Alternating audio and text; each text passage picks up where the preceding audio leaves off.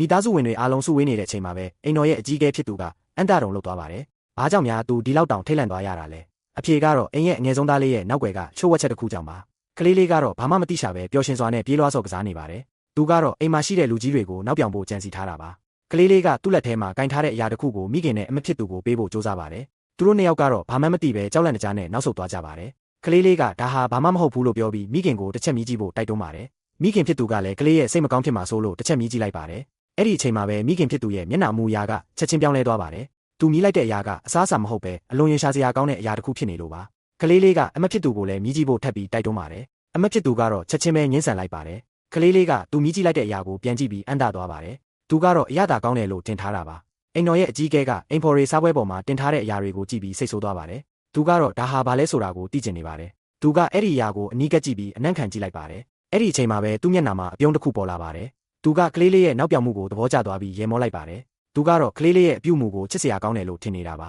။ဆေးရုံခန်းထဲမှာတော့အဖေဖြစ်သူကအိပ်ပျော်နေတဲ့မိန်းမဖြစ်သူကိုကြည့်ပြီးစိတ်မကောင်းဖြစ်နေပါတယ်။သူကတော့မိန်းမဖြစ်သူရဲ့ဂယူးဆိုင်မှုကိုတန်ဖိုးထားနေတာပါ။မိန်းမဖြစ်သူကတော့အိပ်ပျော်ရောင်ဆောင်ပြီးအဖေဖြစ်သူရဲ့စကားတွေကိုနားထောင်နေပါတယ်။သူမကတော့အဖေဖြစ်သူရဲ့စိတ်ကိုအလွယ်တကူလှည့်စားနိုင်တယ်လို့ထင်နေတာပါ။အဖေဖြစ်သူကသူမကိုနမ်းဖို့စူးစမ်းတဲ့အချိန်မှာပဲသူမကရွှင်ရှာစရာကောင်းတဲ့အနံ့ကြောင့်ချက်ချင်းပဲထိုင်လိုက်ပါတယ်။သူမကတော့အဖေဖြစ်သူရဲ့အပြုအမူကိုသိမခံနိုင်တော့ပါဘူး။အဖေဖြစ်သူကသူမရဲ့အပြုအမူကိုကြည့်ပြီးဒေါသထွက်သွားပါတယ်။သူကတော့သူမကိုလှည့်စားနေရလို့ထင်သွားပါတယ်။ဆရာဝန်ကအဖေဖြစ်သူရဲ့စစ်ဆေးမှုရလဒ်တွေကိုလာပြောပါတယ်။သူကတော့အဖေဖြစ်သူစားလိုက်တဲ့အရာကအစားအစာမဟုတ်ပဲချောကလက်ဖြစ်တယ်လို့ပြောလိုက်ပါတယ်။အဖေဖြစ်သူကသူအလားကားတက်ဆေးကြောလိုက်ရတယ်ဆိုပြီးစိတ်ဆိုးသွားပါတယ်။သူကတော့အခြေအနေကိုနားမလည်နိုင်ဖြစ်နေပါတယ်။မိန်းမဖြစ်သူကအဖေဖြစ်သူကိုချောမောဖို့ကြိုးစားပါတယ်။သူမကတော့အဖေဖြစ်သူရဲ့စိတ်ကိုပြန်လည်သိမ်းပိုက်ဖို့ကြိုးစားနေတာပါ။အဖေဖြစ်သူရဲ့လက်ထောက်ကအဖေဖြစ်သူကိုအရေးကြီးတဲ့သတင်းတစ်ခုလာပြောပါတယ်။သူကတော့အိမ်ရဲ့အကြီးအကဲဖြစ်သူရဲ့နောက်ွယ်ကချို့ဝှက်ချက်တွေကိုဖော်ထုတ်ဖို့ကြိုးစားနေတာပါ။အဖေဖြစ်သူကအခြေအနေကိုနားလည်သွားပြီးအရေးယူဖို့ဆုံးဖြတ်လိုက်ပါတယ်။သူကတော့အိမ်ရဲ့အကြီးအကဲဖြစ်သူကိုဖယ်ရှားဖို့ကြိုးစားနေတာပါ။မိန်းမဖြစ်သူကအဖေဖြစ်သူကိုတတိပေးပါတယ်။သူမကတော့အခြေအနေကိုထိန်းချုပ်ဖို့ကြိုးစားနေတာပါ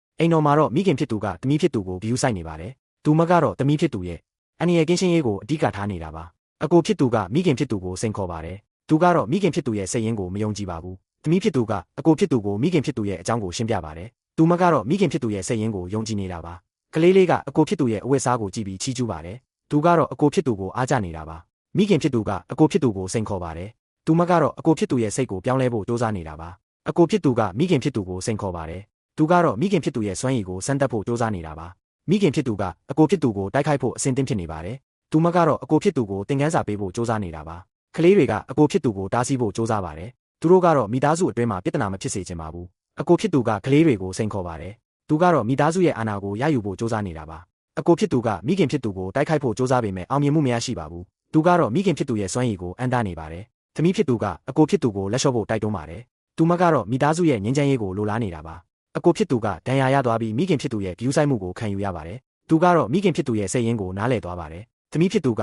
အကိုဖြစ်သူကိုမိခင်ဖြစ်သူရဲ့အကြောင်းကိုရှင်းပြပါတယ်။သူမကတော့မိခင်ဖြစ်သူရဲ့စိတ်ရင်းကိုအကိုဖြစ်သူနားလည်အောင်ကြိုးစားနေတာပါ။ကလေးလေးကအကိုဖြစ်သူကိုမိခင်ဖြစ်သူရဲ့စွမ်းရည်အကြောင်းပြောပြပါတယ်။သူကတော့မိခင်ဖြစ်သူကိုအားကျနေတာပါ။မိခင်ဖြစ်သူကအကိုဖြစ်သူကိုဂယူးဆိုင်ပေးပါတယ်။သူမကတော့အကိုဖြစ်သူရဲ့ဒဏ်ရာကိုကုသပေးဖို့ကြိုးစားနေတာပါ။မိခင်ဖြစ်သူကအကိုဖြစ်သူကိုအမှန်တရားကိုပြောပြပါတယ်။သူမကတော့အကိုဖြစ်သူကိုအမှန်တရားကိုနားလည်အောင်ကြိုးစားနေတာပါ